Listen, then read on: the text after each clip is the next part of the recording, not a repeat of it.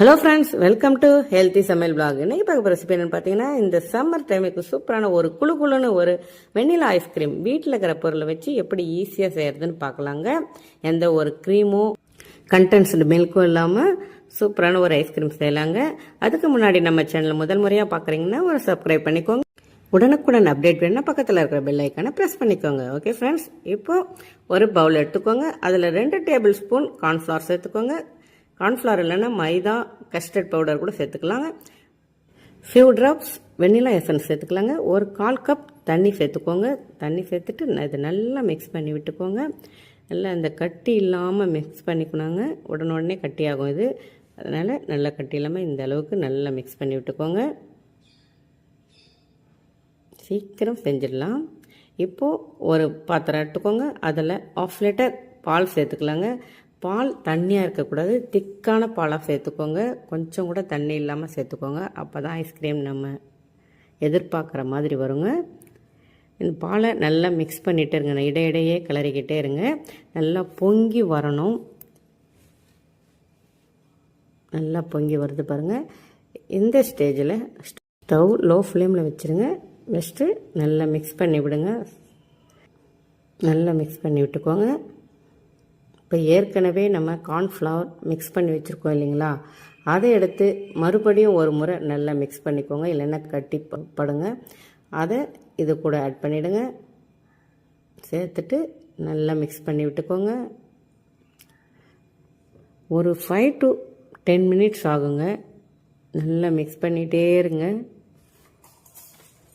அப்போ தான் அந்த ஒரு திக்காக வரும். கன்சிஸ்டன்சி வர வரைக்கும் அதை மிக்ஸ் பண்ணிக்கிட்டே இருக்கணும். சில்வர் பாத்திரம் வச்சிங்கன்னா கொஞ்சம் கேர்ஃபுல்லாக ஹேண்டில் பண்ணுங்கள். ஏன்னா அது அடி பிடிச்சிரும். பால் ஒரு மாதிரி வாசனை வர ஆரம்பிச்சிடும். அதனால் அதுக்கேற்ற மாதிரி பாத்திரம் வச்சுக்கோங்க. நல்லா மிக்ஸ் பண்ணிகிட்டே இருங்க. நல்ல ஒரு திக்னஸ் வர ஆரம்பிச்சிடுச்சுங்க. இப்போ நம்ம சுகர் ஆட் பண்ணிக்கலாம். ஒரு 5 இல்லைன்னா 6 டேபிள் ஸ்பூன் சேர்த்துக்கோங்க. அளவில் வேணும்னா ஒரு 1/4 கப் சேர்த்துக்கோங்க. கூட கொஞ்சம் சர்க்கரை ஆட் பண்ணிக்கோங்க. உங்களுக்கு இனிப்பு தேவை அதிகம் சாப்பிட்றவங்க எக்ஸ்ட்ரா கொஞ்சம் ஆட் பண்ணிக்கோங்க. நல்லா இன்னும் ஒரு 5 மினிட்ஸ் ஆகுங்க. அதனால் நல்லா மிக்ஸ் பண்ணிகிட்டே இருங்க. அந்த சர்க்கரை ஃபுல்லாக கரையணும். ஃபஸ்ட்டில் அந்த அளவுக்கு மிக்ஸ் பண்ணி கொடுத்துட்டே இருங்க. கரண்டியில் எடுத்திங்கன்னா ஒரு லேயர் போல் வரணுங்க. அந்த ஸ்டேஜில் தான் நமக்கு கரெக்டான கன்சிஸ்டன்சின்னு அர்த்தம். பாருங்கள், நல்லா வந்துடுச்சு. இப்போ நம்ம இறக்கிக்கலாம். இதை வச்சுட்டு இது நல்லா ஆறட்டுங்க. நல்லா அந்த சூடு ஃபுல்லாக ஆறட்டும். ஆறின உடனே ஒரு ஏர்டைட் பாக்ஸ் எடுத்துக்கோங்க. அதில் இது எல்லாத்தையும் ஊற்றிடலாங்க. அப்படி உங்களுக்கு ஏர்டைட் பாக்ஸ் இல்லைன்னா இந்த மாதிரி ஊற்றிட்டு மேலே ஒரு கவர் போட்டுட்டு ஒரு ரப்பர் பேண்டை போட்டிங்கன்னா நல்லா டைட்டாக மேலே வச்சிடலாம். இப்போ இந்த மாதிரி ஏர்டைட் பாக்ஸ் இருந்தால் இந்த மாதிரி க்ளோஸ் பண்ணிக்கோங்க. நல்லா டைட்டாக இருக்கணும். இப்போ இதை ஃப்ரிட்ஜில் வச்சிடலாங்க. ஒரு 3 மணி நேரம் ஃப்ரிட்ஜில் வச்சு எடுத்துக்கலாம். நம்ம இப்போ வச்சுட்டு ஒரு 3 மணி நேரம் ஆகட்டுங்க. 3 மணி நேரம் ஆயிடுச்சு. இப்போ எடுத்து இதை ஓப்பன் பண்ணி பார்க்கலாம். பாருங்கள், லைட்டாக வந்திருக்கு ஐஸ். இதை எடுத்து ஒரு மிக்ஸி ஜாரில் சேர்த்துடலாங்க. மிக்ஸி ஜாரில் சேர்த்துட்டு இதை நல்லா அரைச்சிக்கணும்.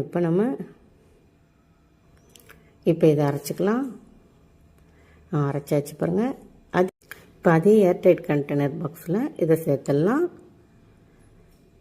சேர்த்துட்டு இதை மூடி போட்டு நல்லா டைட்டாக க்ளோஸ் பண்ணிக்கோங்க.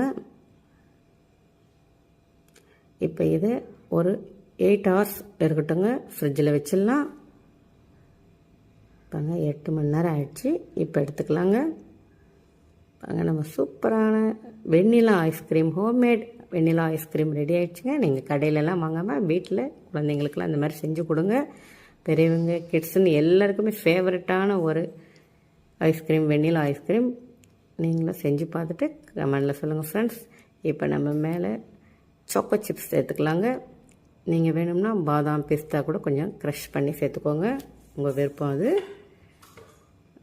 அதுதான் ஃப்ரெண்ட்ஸ். ஒரு ஸ்பூன் எடுத்து சாப்பிட்டு பாருங்கள், எவ்வளோ சாஃப்டாக இருக்குது பாருங்களேன். இதே மாதிரி நீங்கள் வீட்டில் செஞ்சுட்டு எப்படி வந்துன்னு சொல்லுங்கள் ஃப்ரெண்ட்ஸ்.